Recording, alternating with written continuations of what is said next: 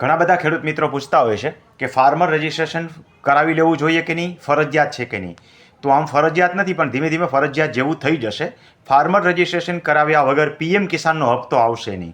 ઉપરાંત ધીમે ધીમે સરકાર જે સબસિડી લાયક યોજનાઓ છે એની તરફ ફાર્મર રજિસ્ટ્રેશન કમ્પલસરી કરશે. માટે ફાર્મર રજિસ્ટ્રેશન કરાવી લેવું જોઈએ. ફાર્મર રજિસ્ટ્રેશન તમે ક્યાં જઈને કરાવશો, કઈ સાઇટ ઉપર જરાવશો, તો બરાબર સમજી લો. ફાર્મર રજિસ્ટ્રેશન માટે થઈ અને તમે ગૂગલની અંદર જાઓ. ગૂગલની અંદર ઉપર જ્યાં સર્ચ બાર હોય ત્યાં તમે ફાર્મર રજિસ્ટ્રેશન માટે IPDS.gujarat.government.in કરો.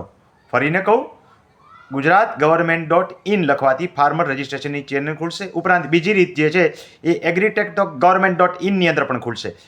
agristack.gov.in આવું લખવાથી ફાર્મર રજિસ્ટ્રેશન માટેની જરૂરી ચેનલ જે છે એનું પોર્ટલ છે એ ખુલશે. અને પોર્ટલની અંદર સૌપ્રથમ તમારે જે છે એ તમારો મોબાઈલ નંબર નાખીને એક ઓટીપી આવશે. જે ઓટીપી જનરેટ થાય, ઓટીપી નાખીને પછી તમે આગળ વધી શકશો. એ રીત આપણે અલગથી ઓડિયોમાં શીખવાડશું. અત્યારે તો આપણો કહેવાનો મતલબ એ છે કે ફાર્મર રજિસ્ટ્રેશન કમ્પલસરી છે કે નહીં, કરાવવું જોઈએ કે નહીં, તો ફાર્મર રજિસ્ટ્રેશન કરાવી લેવું જોઈએ, જેથી કરીને ભવિષ્યની અંદર તમને મળવાપાત્ર લાભ બધા છે મળી શકે. ફાર્મર રજિસ્ટ્રેશન કરાવવા માટેથી તમને ન ફાવે તો તમે કોઈ પણ જગ્યાએ જે સાયબર કાફે હોય ત્યાં એની પાસે જઈને પણ કરાવી શકો છો. ઉપરાંત તમારા જે ગામની અંદર ગ્રામ સેવક હોય એની પાસે પણ કરાવી શકો. અને વિસ્તરણ અધિકારી, ખેતીવાડી શાખા વિસ્તરણ અધિકારી પણ તમને અહીંયા સેવા આપવામાં આવે છે, તો એની પાસે જઈને તમે ફાર્મર રજિસ્ટ્રેશન કરાવી શકો છો.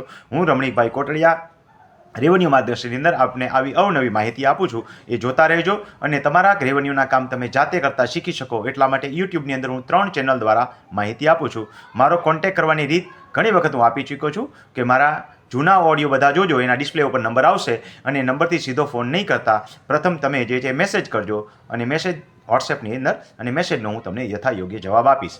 ખૂબ ખૂબ આભાર, ધન્યવાદ. કોઈએ મને મળવું હોય તો વોટ્સએપની અંદર લખવું કે મારે તમને મળવું છે, પણ સીધા કોઈએ ફોન કરવા નહીં, કારણ કે હું કામ કરતો હોઉં ત્યારે ડિસ્ટર્બ થાઉં છું અને હું આપની વધારે સારી રીતે સેવા કરી શકું એટલે તમે નિયમમાં રહેજો એવી આશા રાખું છું.